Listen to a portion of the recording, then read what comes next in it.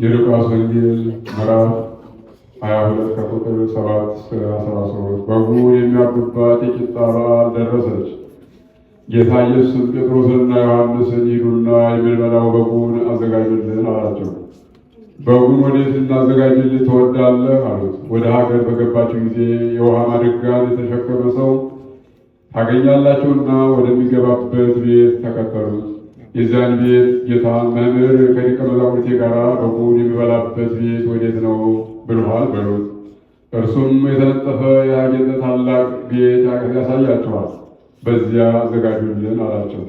ሄደውም እንዳላቸው አገኙና በጉን አዘጋጁ።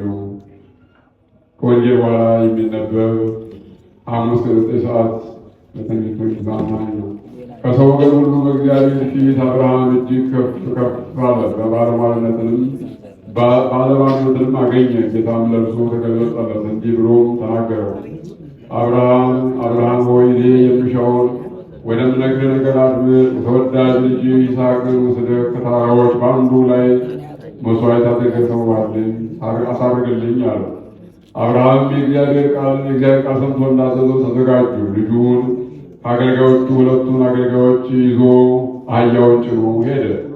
ከሩቅ ሳለ ወደ ተራራ በተመለከተ ጊዜ አገልጋዮቹን ከዚያ ተዋቸው፣ አህያውንም ከእነርሱ ጋር ትቶ እኔና ልጄ መሥዋዕት እናሳርግ ዘንድ ወደ ተራራው ሄደን እንመለሳለን አላቸው። እንጨቱንም ለልጁ አሸከመ። ሾተሉና እሳትም በአብርሃም እጅ ነበረ። ሁለቱም የሁሉ የፈጣሪ ወደሚያመለከተው ክቡር ቦታ ወዳለው ተራራ ወጡ።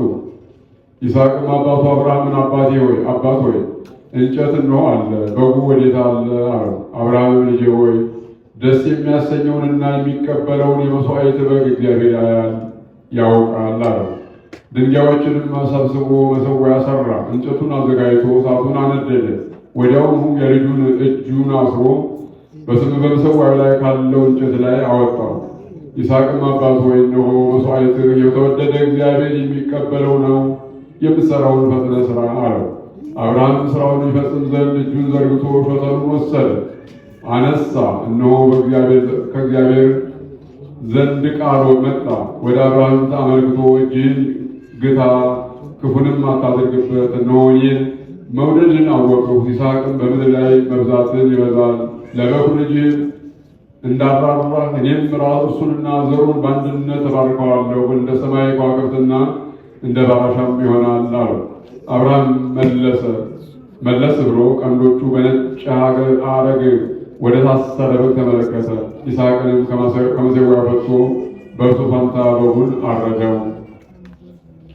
እግዚአብሔርም አብርሃምን ባረከው፣ የሚወደው ሆኖ አግኝቶታልና። አረጋዊ አብርሃምም ልጁንና አሽከሮቹን ይዞ ተመለሰ። መድኃኒታችን ክርስቶስ ሰው ሆኖ መከራ ተቀበለ፣ በመከራውም አዳነን።